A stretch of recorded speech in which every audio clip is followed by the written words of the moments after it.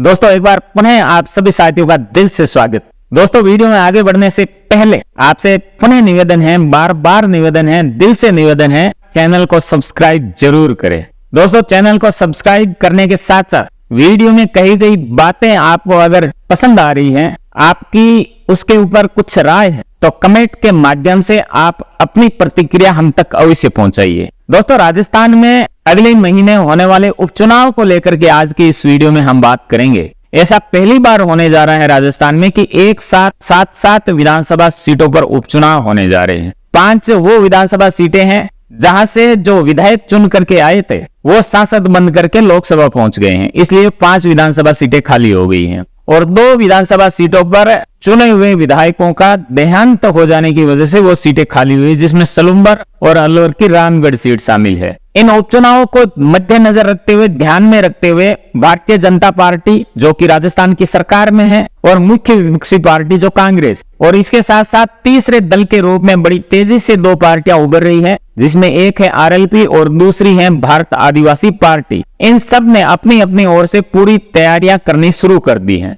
अगर हम इन विधानसभा सीटों का पिछले 10 सालों का रिकॉर्ड देखें, चुनावी परिणाम देखें, तो एक सलूम्बर ऐसी सीट है जहां से पिछले 10 सालों में भारतीय जनता पार्टी लगातार जीतती आ रही है। बाकी की जो 6 सीट है उसमें से कांग्रेस पार्टी 4 सीटों पर पिछले दोनों विधानसभा चुनाव लगातार जीत रही है और एक सीट जिस पर आरएलपी जीत रही है और दूसरी सीट है जिस पर बीएपी जीत रही है। इन सारी स्थितियों से एक बात तो स्पष्ट है कि इन उपचुनावों के जो नतीजे आने वाले हैं वो लोगों के अंदर एक अलग तरह की सरसराहट पैदा करेगा। कारण यह है कि प्रदेश में नए नवेले मुख्यमंत्री बने भजनलाल शर्मा की एक तरह से ये अग्नि परीक्षा होगी, क्योंकि जैसे ही भजनलाल शर्मा राजस्थान के मुख्यमंत्री बने उसके बाद में जो लोकसभा चुनाव हुए, जो भाजपा पिछले दोनों चुनाव मोदी के आने के बाद में राजस्थान में क्लीन स्वीप कर रही थी, चाहे 14 की बात कर लो चाहे 19 की बात कर लो, लेकिन इस बार के चुनाव में तो इस चुनाव में भाजपा को बड़ा राजनीतिक तौर पर नुकसान उठाना पड़ा है। क्या भजनलाल शर्मा की सरकार को 9 महीने हुए? क्या भजनलाल सरकार के 9 महीने के कामकाज को ध्यान में रखते हुए भारतीय जनता पार्टी इन 7 सीटों पर अपनी पार्टी का परचम लहरा पाएगी? जिन सीटों पर भारतीय जनता पार्टी पिछले 2 चुनाव से लगातार हार रही है, क्या वो ट्रेंड इस बार बदलेगा? अगर ये ट्रेंड टूटता है, बदलता है, फिर सीएम भजनलाल शर्मा सियासत में एक मंजे हुए स्थापित चेहरे के रूप में उभरेंगे। दोस्तों राजस्थान में पिछले 10 सालों की अगर हम बात करें, 5 साल मुख्यमंत्री वसुंधरा राजे सिंधिया रही और जब वसुंधरा राजे सिंधिया मुख्यमंत्री थी तो भारतीय जनता पार्टी के लिए उस समय राज्य में सबसे बड़ा चुनावी मैंडेट था। 163 सीटें जीत करके बंपर बहुमत के साथ मुख्यमंत्री वसुंधरा राजे बनी थी। वसुंधरा राजे के 5 साल के कार्यकाल में कुल 8 विधानसभा सीटों पर उपचुनाव हुए और इन उपचुनाव के जो परिणाम आए वो बहुत चौंकाने वाले थे। अमूमन हम देखते आए हैं कि जिस राज्य में जिस पार्टी की सरकार होती है उपचुनाव के नतीजे ज्यादातर उसी पार्टी के पक्ष में आते हैं। ये एक ट्रेंड रहा है पूरे भारत की राजनीति का। लेकिन जब वसुंधरा राजे सिंधिया की सरकार थी, 8 जगह उपचुनाव हुए थे, 6 सीटों पर कांग्रेस पार्टी ने जीत हासिल की थी और भारतीय जनता पार्टी महज 2 सीटें जीत पाई थी, इतने बड़े बहुमत होने के बावजूद भी। अगर हम बात करें अशोक गहलोत सरकार के कार्यकाल की, 2018 से 2023 के बीच में सीएम गहलोत के कार्यकाल में भी राज्य में 8 विधानसभा सीटों पर उपचुनाव हुए। इस कार्यकाल में भी जो नतीजे रहे वो वसुंधरा सरकार के कार्यकाल वाले ही रहे, क्योंकि गहलोत की सरकार में जो नतीजे आए थे वो ट्रेंड के मुताबिक आए थे, क्योंकि कांग्रेस की सरकार थी और 8 में से 6 सीटें कांग्रेस जीतने में कामयाब हुई थी। वहीं भारतीय जनता पार्टी 1 सीट जीत पाई थी और दूसरी सीट जो 2019 में खींवसर में लोकसभा चुनाव के बाद में उपचुनाव हुए, नारायण बेनीवाल आरएलपी के प्रत्याशी के तौर पर जीते थे। अगर हम बात करें पिछले 10 सालों के टोटल की, तो 10 सालों में 16 उपचुनाव हुए हैं, जिसमें भारतीय जनता पार्टी महज 3 जगह जीत पाने में कामयाब रही है। वहीं अगर हम कांग्रेस की बात करें तो कांग्रेस 12 विधानसभा सीटों पर इन उपचुनाव में अपने परचम को फहरा पाई है। यानी उपचुनाव के नतीजों का जो ट्रेंड है तो उसमें कांग्रेस पार्टी जबरदस्त लीड के साथ में बाजी मारती हुई दिखाई देती है, चाहे राज्य में सरकार भाजपा की हो या फिर कांग्रेस की, क्योंकि वसुंधरा और गहलोत के 5-5 साल के कार्यकाल में राज्य में 8-8 विधानसभा सीटों पर उपचुनाव हुए थे। वहीं भजनलाल शर्मा की सरकार को अब तक 1 साल भी नहीं हुआ है भजनलाल शर्मा के सामने सबसे बड़ी चुनौती है कि एक साथ 7 विधानसभा सीटों पर उपचुनाव का सामना उन्हें करना पड़ रहा है। और दोस्तों एक संयोग कहेंगे या कुछ और, राजस्थान जो 200 विधायकों की विधानसभा है, आज तक का रिकॉर्ड है कि एक साथ 200 विधायक कभी भी इस विधानसभा में नहीं बैठे।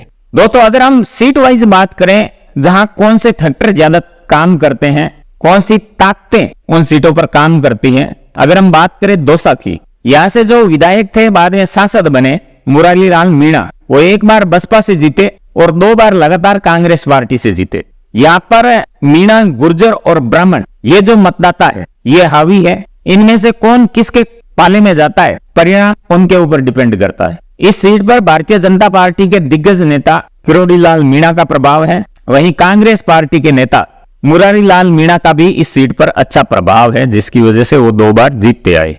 अगर बात करें देवली उनियार सीट की, तो इस सीट पर गुर्जर और मीणा फैक्टर हावी है। इस सीट का ट्रेंड कांग्रेस के पक्ष में नजर आता है। अगर कांग्रेस पार्टी यहाँ पर किसी मीणा को टिकट देती तो भारतीय जनता पार्टी यहाँ पर गुर्जर समाज के व्यक्ति को टिकट देगी। अगर बात करें हम झुंझुनू की, जाट लैंड की ये सीट है, जाट समाज के ज्यादा मतदाता है और इस सीट पर जाट वर्सेज अन्य के बीच में मुकाबला रहा है। पिछले 16 चुनावों की बात करें तो केवल 3 समय यहाँ अन्य उम्मीदवार जीत पाया है, अन्य जाति का उम्मीदवार जीत पाया है। बाकी चुनावों में हमेशा से जाट समाज का व्यक्ति जीतता आया है। अगर बात करें खींवसर की, आप सब जानते हैं कि खींवसर की राजनीति ही हनुमान बेनीवाल के इर्द गिर्द है।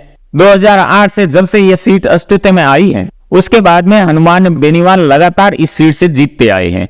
उपचुनाव में उनके भाई इस सीट से जीत कर आए। जिस तरह का क्रेज हनुमान बेनीवाल का इस सीट पर है, ऐसा लगता है कि आने वाला उपचुनाव दोनों ही बड़ी पार्टी यानी कांग्रेस और भाजपा के लिए आसान नहीं रहने वाला है। ये बात अलग है कि 2023 के विधानसभा चुनाव में भारतीय जनता पार्टी के उम्मीदवार ने जबरदस्त टक्कर हनुमान बेनीवाल को दी थी, लेकिन उपचुनाव को लेकर के हनुमान बेनीवाल पिछले 1 महीने से बात करें तो लगातार अपने क्षेत्र में सक्रिय हैं, गांव-गांव तक वो जा रहे हैं। अगर बात करें रामगढ़ की, जहां पर ध्रुवीकरण के नाम पर चुनाव होते हैं, हिंदू मुस्लिम के नाम पर चुनाव होते हैं, यहाँ के जो विधायक थे जिनका देहांत हो जाने के बाद में इस सीट पर उपचुनाव होने जा रहे हैं।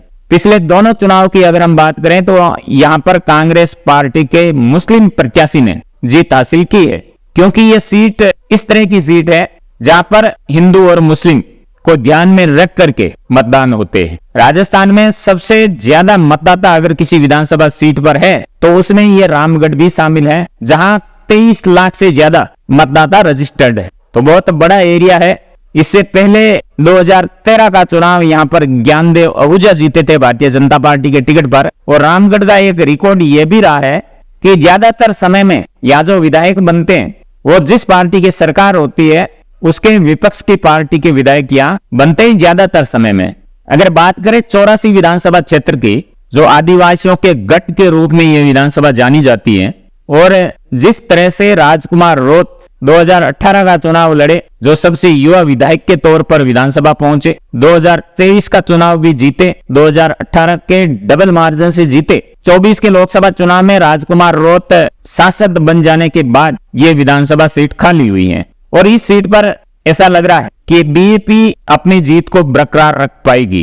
बात करें सलूम्बर विधानसभा सीट की, ये एकमात्र ऐसी विधानसभा सीट है जहां पिछले 3 चुनाव से भारतीय जनता पार्टी लगातार यहां से अपना परचम फहरा रही। सलूम्बर के जो भाजपा के विधायक थे अमृतलाल मीणा, उनका देहांत हो जाने की वजह से इस सीट पर चुनाव हो रहे हैं। भारतीय जनता पार्टी को इस सीट पर इमोशनल फायदा भी मिल सकता है, जैसा फायदा कांग्रेस को रामगढ़ सीट पर मिलेगा।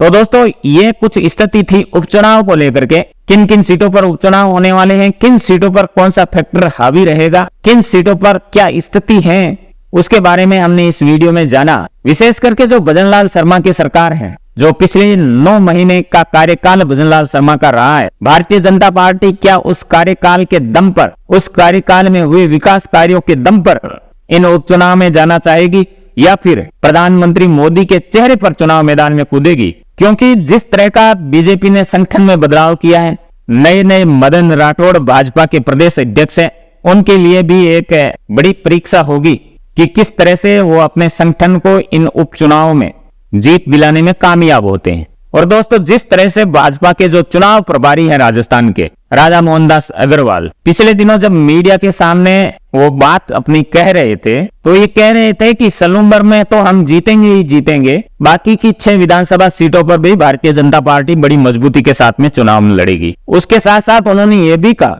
कि हमारे पास खोने के लिए कुछ भी नहीं है। यानी कि वो एक तरह से मान रहे हैं कि हमारे पास बाकी की जो 6 विधानसभा सीटें हैं इन पर खोने के लिए कुछ नहीं है, क्योंकि भाजपा पिछले 10 सालों से इन सीटों पर नहीं जीती है। मदन राठौड़ जिस तरह का बदलाव संगठन में कर रहे हैं, जिस तरह से मदन राठौड़ ने पर्यवेक्षकों की टीम बनाई है, जिन विधानसभा सीटों पर उपचुनाव हो रहे हैं वहां पर एक संगठन के नेताओं की बड़ी फौज, जिसमें बड़े विधायक के नाम भी शामिल हैं, वो अभी से तैयारी में जुट गए हैं। जिस तरह से भारतीय जनता पार्टी हर चुनाव में प्रधानमंत्री मोदी के चेहरे का इस्तेमाल करती है, मोदी के नाम का इस्तेमाल करती है, क्या इस बार भी इन उपचुनाव में प्रधानमंत्री मोदी के चेहरे के इर्द गिर्द चुनाव प्रचार किया जाएगा? प्रधानमंत्री मोदी के 10 साल के कार्यकाल की उपलब्धियों को गिना करके चुनाव प्रचार किया जाएगा? क्योंकि जिस तरह से 2024 के लोकसभा चुनाव रहे वही राजस्थान है, जिस राजस्थान ने 2014 और 2019 भले ही वो कितने ही सालों का पुराना कांग्रेस का गढ़ क्यों ना रहा हो,